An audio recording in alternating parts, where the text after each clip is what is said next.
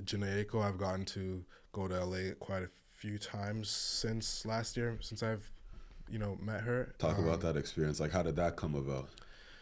That experience came about, so Orange Lounge, which is a studio that is very, it's been around for some time now. It's pretty, boutique studio, big SSL boards and all this fabulous gear that a lot of places don't have, a lot of vintage gear.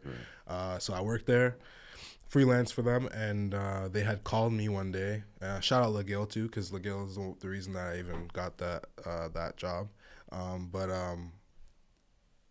They called me, or they messaged me, and they were like, "Hey, we have a A-list R&B artist coming in. Would you be down to run the session, or are you able to run the session?" And I worked on a lot of R&B stuff, so, and they knew that, so I was like, "Yeah, for sure." And it was kind of crazy because I don't think I did any sessions there like all year. Right. So when they called me for that, like any sessions outside of like my own mixing. So when they called me for that, I was like, yeah, for sure. And then probably like an hour before the session, they're like, okay, it's the artist is Jhené Aiko.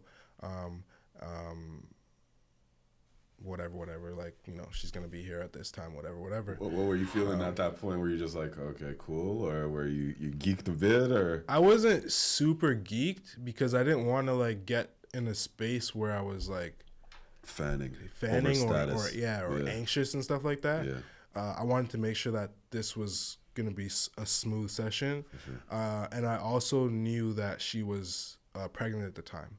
So I was already just like, all right, like this is not just a regular, it's obviously not a regular studio session at all, but it's not a regular studio session because now you're dealing with a woman that's pregnant too, right? So yeah, she showed up to the studio. We recorded the thing that she wanted to record. She was only in town for a show, so it was kind of like quick in and out for her. So she recorded what she wanted to record. And then at the end of the session, gave her the files. We mixed it down in the session, gave her the files and stuff like that. She gave me the number of her manager to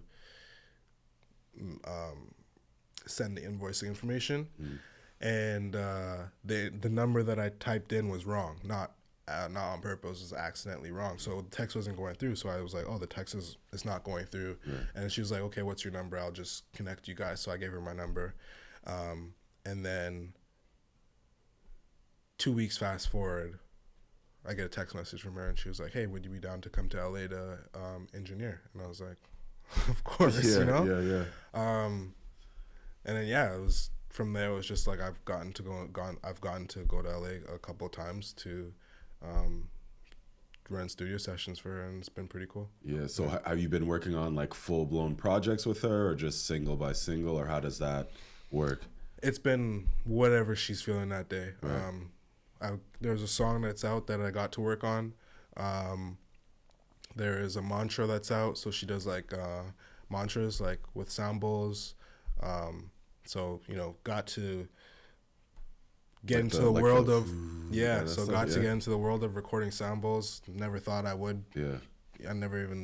Honestly didn't even know much about them. Yeah. So got into that, started recording some mantras for her, and worked on some songs, and yeah,